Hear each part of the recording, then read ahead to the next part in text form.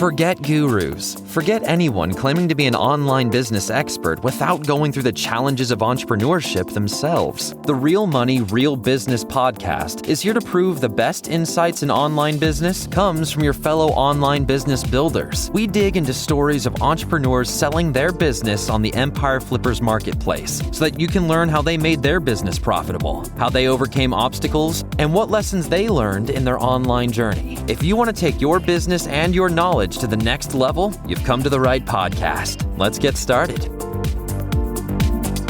Hey everyone, welcome to another episode of the Real Money, Real Business podcast. We record these interviews so that potential buyers can learn more about the business and the seller to help them make an informed buying decision. If you would like to learn more about this business, including details like what type of business it is, how much revenue and profit it makes, and all of the assets included with the business, simply visit empireflippers.com/marketplace and search for this business's listing number, which you can find in the video thumbnail and in the description. Or if you're watching this on YouTube, you can click the link in the description to go straight to the listing. So without further ado, let's get into this interview. First up, let's learn a little bit about you. Can you tell us about your background in building and running online businesses? I've had a 30-year career in buying and retail. I started at Manchester Metropolitan University, where I got a degree in retail marketing. I then went on into a career in fashion buying, mainly buying for high street brands. And I did this for about 15 years. And I worked for some big brands, including Arcadia and Etam. Then in 2010, I decided to start my own business. And my main inspiration for it was I was trying to find jewellery for my wedding that was vintage inspired, and it wasn't that easy to find at that time. I also thought that it would be beneficial to run a brand that wasn't reliant on fast fashion, which was really kind of my background. And instead what I wanted to do was do products that were classic and elegant and timeless, and also that would mean that the designs that I was creating had an evergreen appeal. Originally, I started building the business primarily on a B2B basis and attended a lot of trade shows. At one point was running a team of 5 sales agents.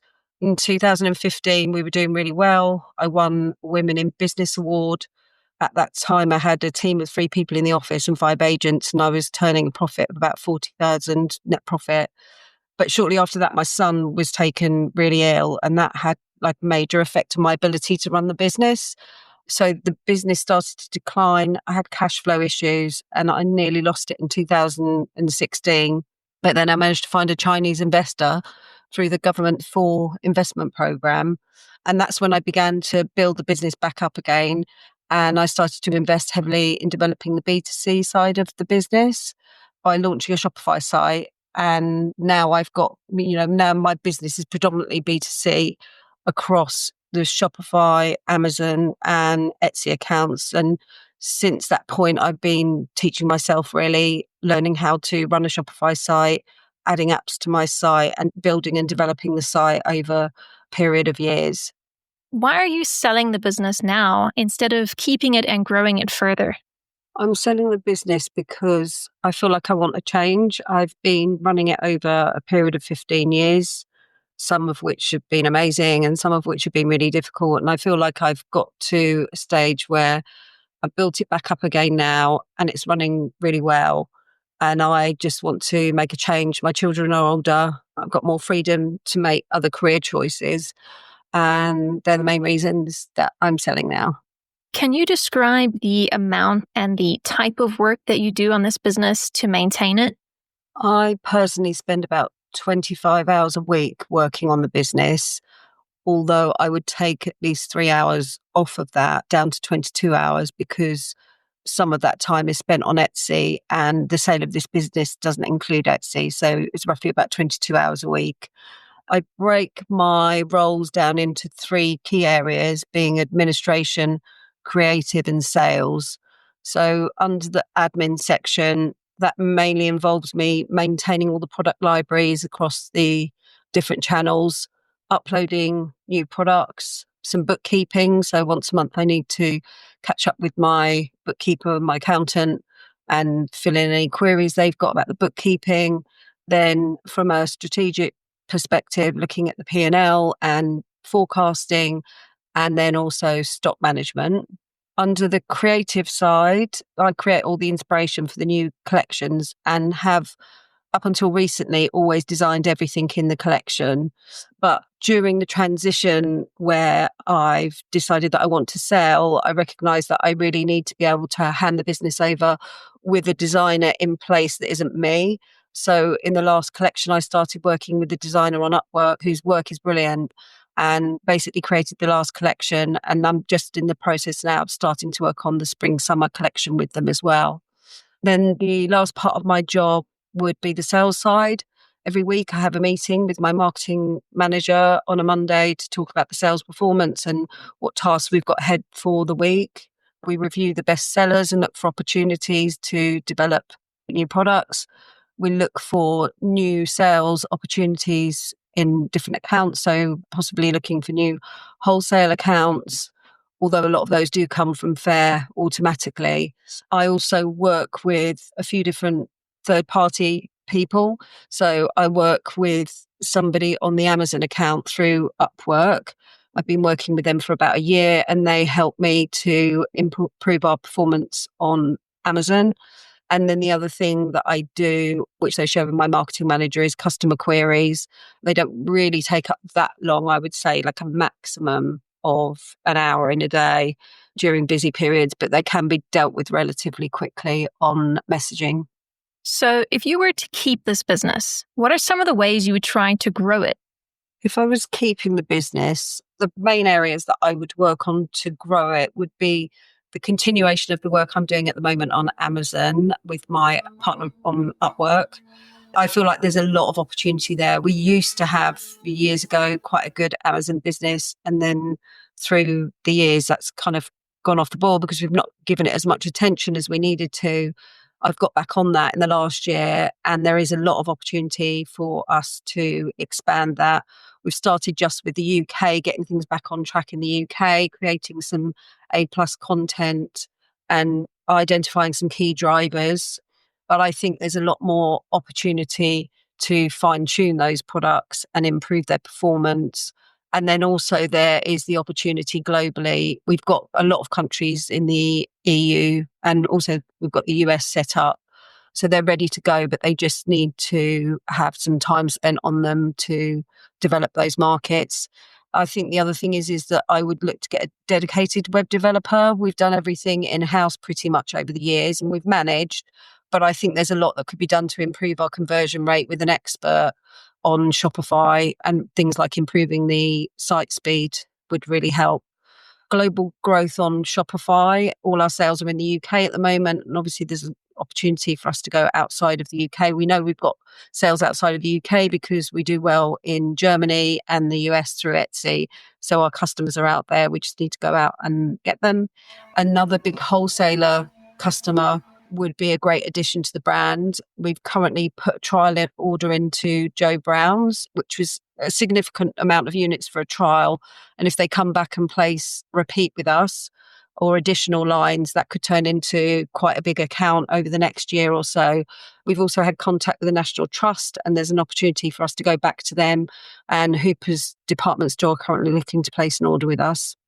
Recently, one of our major competitors in the bridal market of vintage inspired jewellery ceased trading, and we think there's a good opportunity there to grow the vintage bridal collection and take that space from our competitor. We could get the ad spend ratio down. At the moment, we feel like it's quite high, the amount that we spend on advertising, and that we should be getting more sales through SEO, improving our SEO performance. But again, we're limited by our in-house skills, and possibly putting that out to somebody else would help improve that. They're the main things, I think. Right. And what would you say are the biggest risks with this business that buyers should be aware of? Currently, the biggest risks with the business, I would say, I know this is probably a blanket thing really, but the US tariffs, they've affected our US business, which was approximately about 15% on Fair, which has just dropped off now. So we've got to either consider going back to them with a discount to get people buying again from the US, but that's unlikely. And then also we've lost a large proportion of our sales on Etsy, but those sales are starting to convert back into the EU and the UK now. I think there's a risk with the business model in terms of the amount of channels that we're on. I know that obviously can be seen as a benefit because it spreads the risk across the business over different channels, but it's also can be quite challenging to run all those channels to their full potential when you're a small team like we are. So I think that's a consideration in terms of how big the team is and how much you take on to run and how well you can run each of those channels. And then I would also say the increased cost of advertising. We found that advertising on Facebook and Google has become more and more expensive over the last 5 to 10 years, especially with big players like Temu in the market driving up the cost of advertising. So that's another reason why actually I think Amazon is a good opportunity, because you're not in, such direct competition. You're on their marketplace rather than having to pay for the Facebook advertising. How much support are you willing to offer the buyer who acquires this business? In terms of support, I would say I've learned a lot over my 30 years in retail and the importance of good training for new members of the team and the training structure that I learned from my buying experience. So I've always insisted on having really comprehensive training folders in the business with videos and training documents for each process that we go through in the business. At the handover stage, there would be a comprehensive folder of training sections for each part of the business that would be needed, particularly for the admin side of things. If there were any gaps in that training, I'd be happy to fill those in with additional training videos or notes or whatever as I kind of hand things over if that was needed. I'd be looking at helping out for at least the first 2 to 3 months. And I'd always be happy to jump on a call or discuss things after that, even if it ran into like a later period, if there was ad hoc questions that needed to be answered. But I would make sure that I put all the effort in I can to make sure there's a smooth handover and to continue the success of the business. Are you open to negotiating something like an earn-out agreement? My preference would definitely be a straight sale. I feel like there's enough history in the business to prove what it can do. It's not a brand new business. There's a lot of history there. And also the other thing is that I want to be able to invest the sale of the business into my next move. So really a straight sale is what I'm looking for. Okay, final question. If you had to put yourself in the shoes of a buyer, why is your business a business worth buying? The reasons I think this business is really worth buying is that it's very well established and has got a long sales history and also has a lot of over 80 established evergreen products, which means, these products can just be repeated over time and you don't have to keep reinventing the wheel on some of the core products in the range.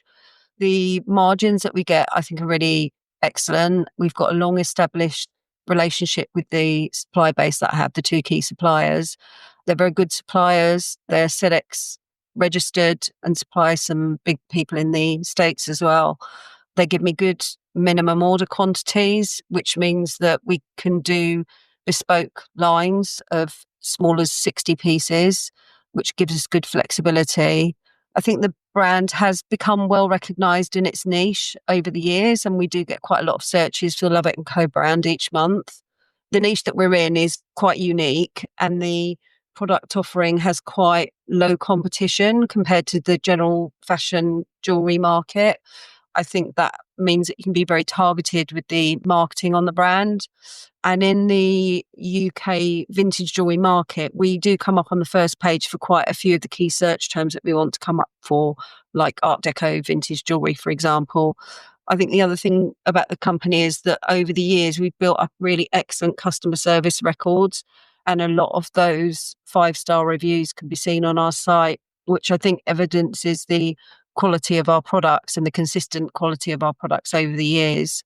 And then I think for the prospective buyer, there's a lot of choice of avenues of opportunity to take up and continue to develop because of the amount of sales channels we're on.